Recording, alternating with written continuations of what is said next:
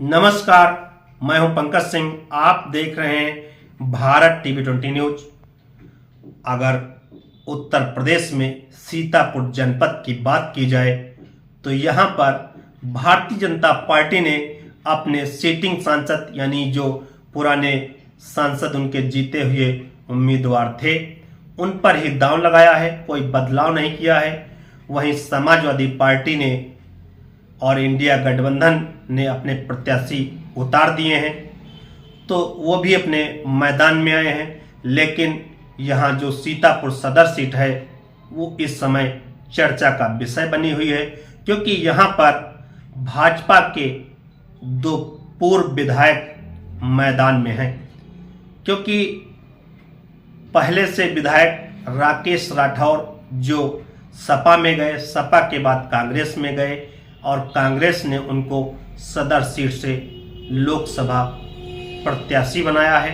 वहीं जो बिस्वा से भारतीय जनता पार्टी के विधायक महेंद्र यादव उनको बहुजन समाजवादी पार्टी ने प्रत्याशी बनाया है।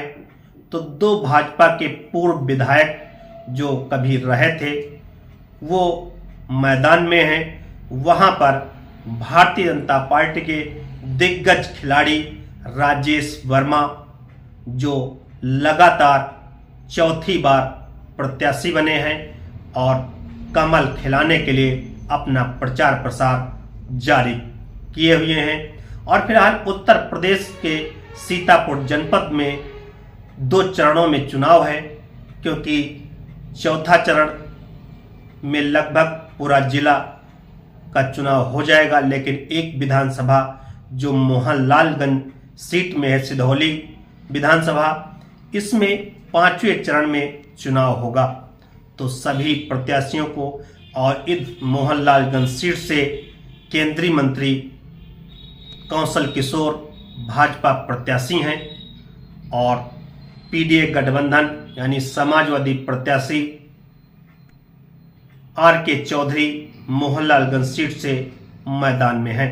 वहीं बसपा प्रत्याशी मायावती का प्रत्याशी जो राजेश प्रधान हैं वो भी अपना चुनावी मैदान में ताल ठोंक रहे हैं।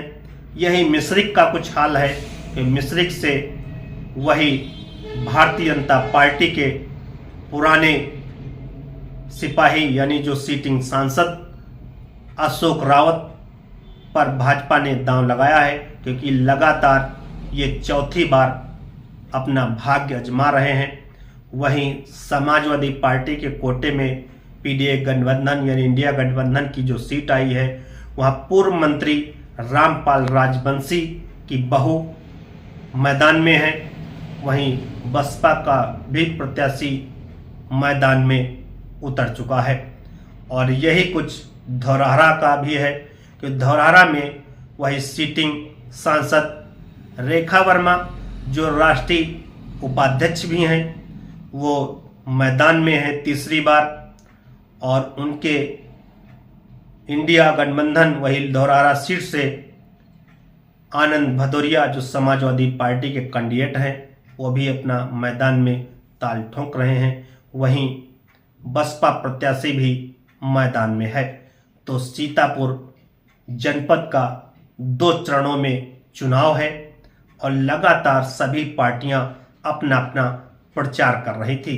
वहीं पर बसपा के राष्ट्रीय कोऑर्डिनेटर, बसपा के दूसरे सबसे बड़े नेता मायावती के बाद आकाश आनंद की एक जनसभा हुई, उसमें उन्होंने कई आक्रामक तेवर अपनाते हुए भारतीय जनता पार्टी को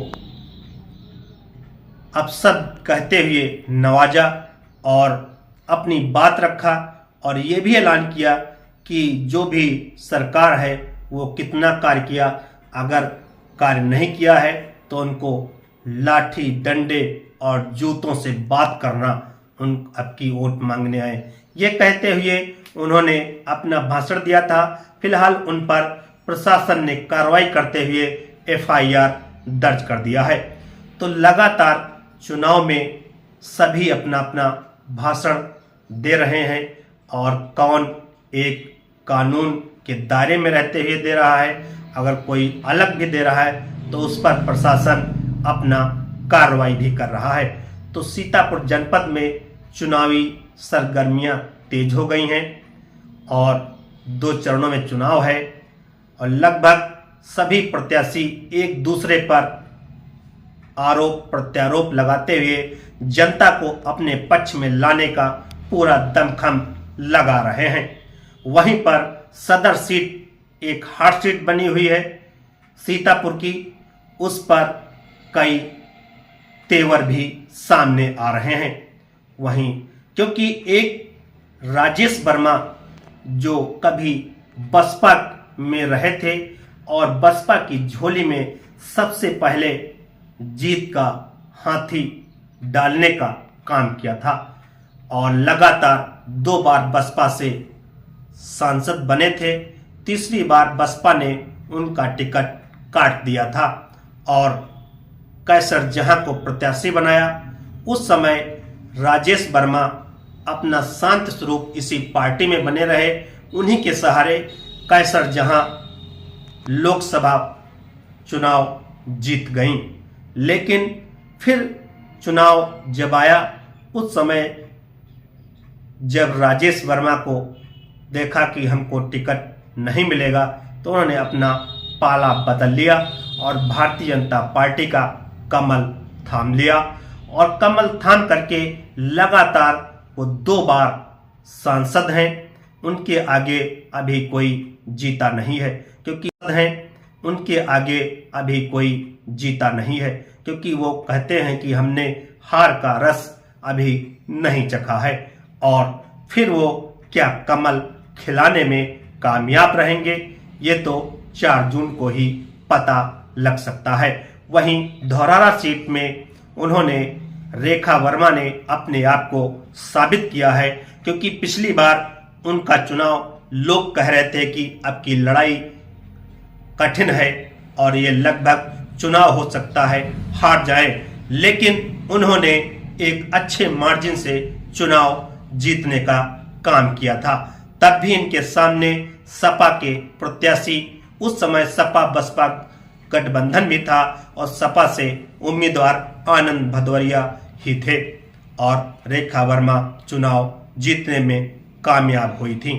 अब की बार उनके पास 2 जिम्मेदारियां हैं, एक तो प्रत्याशी, दूसरी राष्ट्रीय उपाध्यक्ष भी हैं।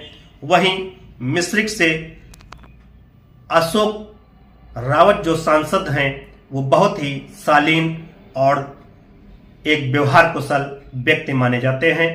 उन्होंने मिश्रिख लोकसभा सीट से पहले जब इसमें सिधौली विधानसभा भी थी तब भी उन्होंने जीत का रस पहली बार चखा था।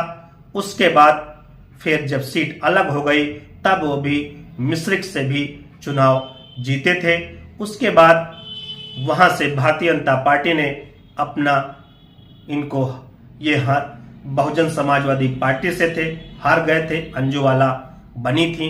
फिर भारतीय जनता पार्टी में शामिल हो गए और भारतीय जनता पार्टी ने अंजुबाला का टिकट काटते हुए और अशोक रावत को टिकट दे दिया था और वो चुनाव अच्छे मार्जिन से जीते थे और तब से लगातार अब की दोबारा भारतीय जनता पार्टी से भी प्रत्याशी बने हैं और लगातार 4थी बार वो सांसद बनने के लिए, जीत के लिए वो बराबर प्रचार प्रसार कर रहे हैं।